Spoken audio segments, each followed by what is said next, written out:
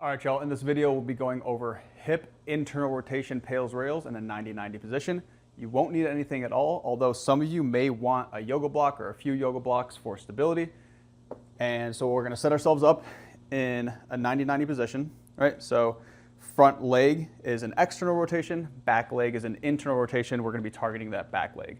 If even being upright in this position is difficult for you and you're getting a lot of cramping and discomfort, few things you might need to rotate away from it, or having that block to put under the hip that's on the ground to bring yourself up could create some more space for your leg to be in less abduction, which can be easier for some of you to target this hip in internal rotation, right?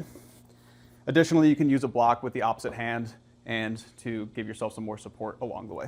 So for those who don't need a block, 90-90 position.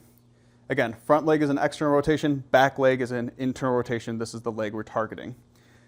90-degree angle at the knees, 90-degree angle at the ankles. Back leg that we're targeting is straight out to the side, not too far back, not too far forward. All right? So to initiate finding the stretch in this back hip, first things first, the pelvis is going to just drop back. So this floating glute going towards the ground. That may be enough for some of you, and that's A-okay. For those who need to go a little deeper to find your stretch in this hip joint, you're going to let the glute drop. You're going to rotate towards that targeted leg, bringing that arm back. And if you need to go even deeper, you can lean towards, lean back, lean towards, lean back until you feel a good stretch and a good deep capsular stretch in that targeted hip joint. Once you find a 7, 8 out of 10 stretch, you're going to hold that position for 2 minutes.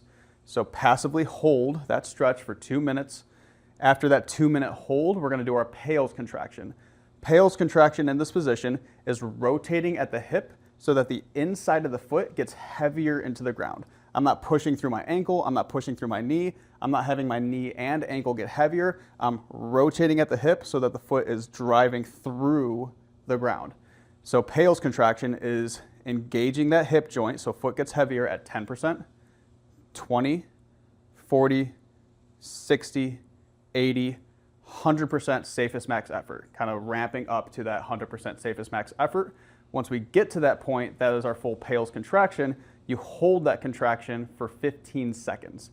After 15 seconds of your 100% safest max effort, 3, 2, 1, flip rails contraction.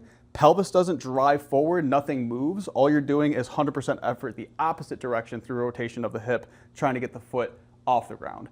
If you're at your true end range, getting the foot off the ground through the opposite rails contraction should be impossible, but that's the effort, right? So again, after the PAILs, we're going to rails without driving that pelvis forward. Pelvis stays still. You're just trying to internally rotate, trying to get that foot off the ground. Once you do that, you hold that max effort for 15 seconds.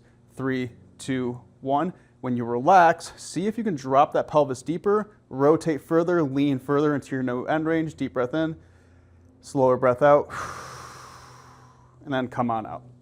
All right, so to review real quick, 90-90 position, drop the pelvis, rotate towards that targeted leg, find your end range capsular stretch, maintain that passively for 2 minutes. PAILs contraction, 10% all the way up to 100% safest max effort. Once you reach that 100% safest max effort, you hold that for 15 seconds. At the end of those 15 seconds, 3, 2, 1, flip. Internal rotation, trying to get the foot off the ground at 100% safest max effort without the pelvis flying forward. Holding that for 15 seconds. 3, 2, 1, relax. Lean into your new end range. Come on out. Hit the other side.